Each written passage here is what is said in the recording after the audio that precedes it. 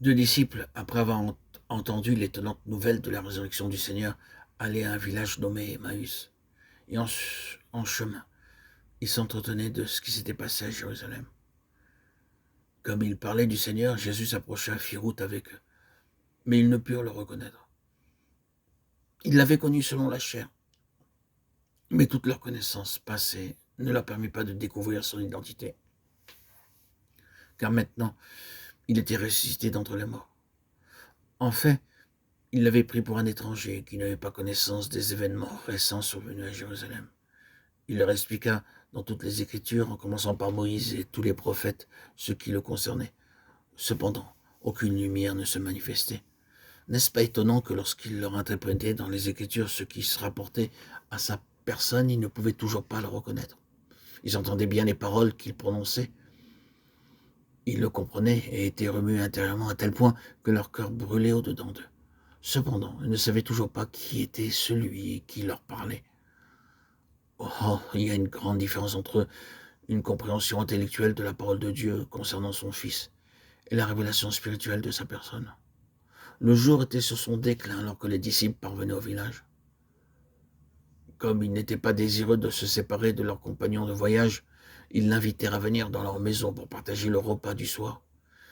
Il prit le pain dans ses mains et le bénit, puis il le rompit et leur donna. Lorsqu'il rompit le pain, la lumière se manifesta dans leur esprit et ils reconnurent le Seigneur. Ne saisissons pas, ne saisissons-nous pas qu'il y a deux manières de connaître le Seigneur. Vous pouvez avoir de lui une connaissance extérieure en lisant ce qui le concerne dans les Écritures, mais vous le connaissez par une connaissance intérieure. Lorsqu'il vous accorde une révélation de sa personne, nombreux sont ceux qui ont lu la parole de Dieu au point qu'ils se sont tellement familiarisés avec les vérités concernant Christ qu'ils peuvent les prêcher aux autres.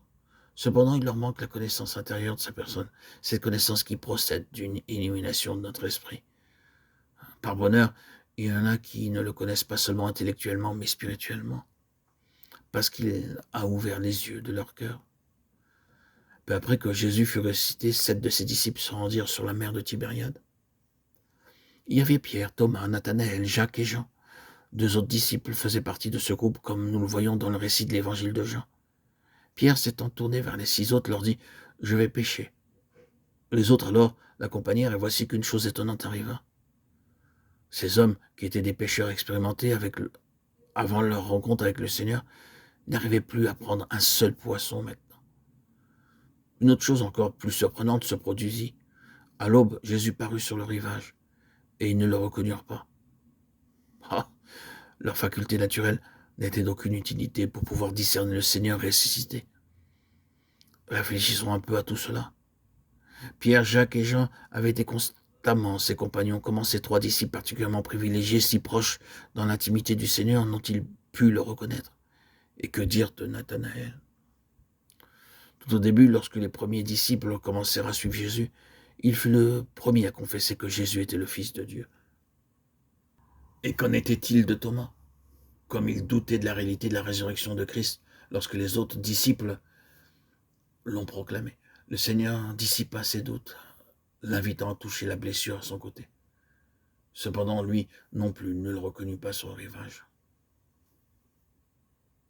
Oui, il arrive parfois que par vos yeux, vos oreilles, toute la puissance de votre raison, vous êtes incapable de prouver si c'est le Seigneur. Cependant, quelque part dans votre être intérieur, vous avez le témoignage que ce ne peut être un autre que lui.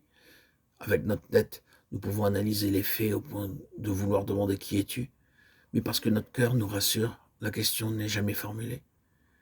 Et il en est ainsi de la véritable révélation. C'est un paradoxe. Les évidences externes ne peuvent pas convaincre et laissent subsister des questions. Mais l'assurance intérieure rend toute question inutile. Heureux sont ceux qui ne connaissent pas le Seigneur selon la chair, mais dans l'esprit. Ils possèdent une force intérieure que rien ne peut décourager.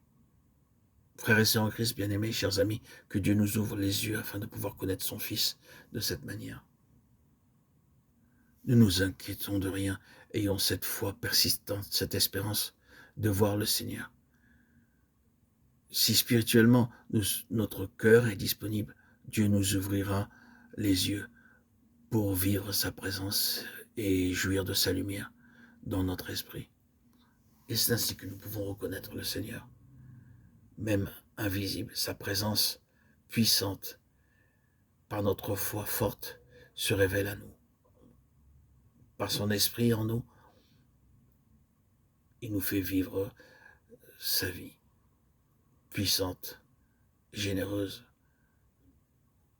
cette plénitude à laquelle tout enfant de Dieu s'identifie et qui est le plus grand des témoignages vivants à laquelle tout chrétien doit aspirer.